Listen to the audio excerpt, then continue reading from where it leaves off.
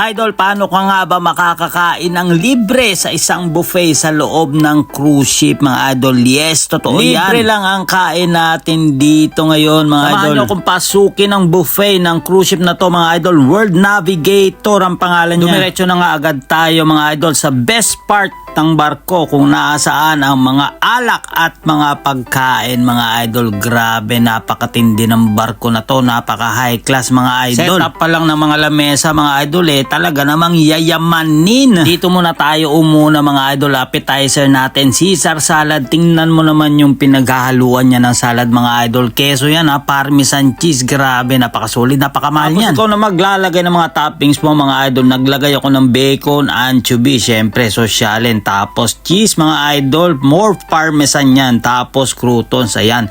Ganyan kasolid. Dapat konti-konti lang para mas marami tayong matikman, mga idol. Ganyan ang diskarte sa buffet. Hindi ka masyadong maglalagay masyado agad kasi baka mabusog ka at malugi. Umorder na rin tayo, mga idol, ng fried rice. Tingnan mo naman yung chef, on the go yan. On the spot lulutuin yung order mo, mga idol. So meron tayong Indonesian chef ngayon. Ang tirada niya, mga idol, nasi goreng. Naku, napakaanghang ng fried rice na to. Tingnan natin. Kakayanin natin ang anghang, mga idol. Anyway, minsan lang naman tayo babanat kaya lubos-lubosin na natin. Mga idol, nung maluto na yung order natin ay dinala pa talaga sa lamesa. Napaka-solid ng service, napakatindi pa ng pagkain. O, diba? Ang ganda ng experience sa makikain sa loob ng cruise ship, mga idol. Isa lang ang masasabi ko, talaga namang maanghang siya, mga idol. Anyway, lilibot ko pa kayo sa ibang mga pagkain dito. Yan, dito tayo, mga idol. Salad station, mga cold cuts, idol, salmon, ham, capers, kamatis, everything, lemon slices. Naku, napakarami mong choices, mga idol. Ito naman, mga idol, ang vegan at vegetarian section. Siyempre, allergic tayo dyan. Hindi tayo para dito. Yan, ang isa sa mga favorite natin, mga idol. Carving station. Roast turkey ang serve nila ngayon. Woo! Solid. Dito naman, mga idol. Prutas, whole fruits, dessert station. Nako, ang sarap siguro araw-araw ganito pagkain mo, mga idol. Ano? Well, tikman na rin natin tong roast turkey, mga idol. Minsan lang naman tayo makatikim nito. Although, paborito natin ang manok. Subukan na rin natin ang turkey, para diba? Ma-feel din natin na special ang ating pagkain. So, lalagyan din natin ng sauce at napakasarap, napakasolid niya, napakabait ng mga staff, mga idol. Ganyan din ang trabaho ko noon nung ako'y nagtatrabaho pa sa barko, mga idol. Part din ng trabaho namin yung mga kusinero na yan. Naalala ko tuloy bigla nung ako'y nagtatrabaho pa sa isang cruise ship, mga idol. Parehong-pareho din ang ginagawa ko noon. Anyway, shoutout nga pala sa kumpare ko, nag-imbita sa akin na makapasok dito sa cruise ship na to. Yung tanong ko kanina, mga idol, paano ka makakakain ng libre sa isang cruise ship? Ayan ang kasagutan, mga idol. Napadaong kasi ang barko nila dito sa lugar namin dito sa Norway at pinilano talaga namin na makabisita ako, mga idol. Hindi ka pwedeng basta-basta pumasok. Kailanganin mo ng visitors pass, mga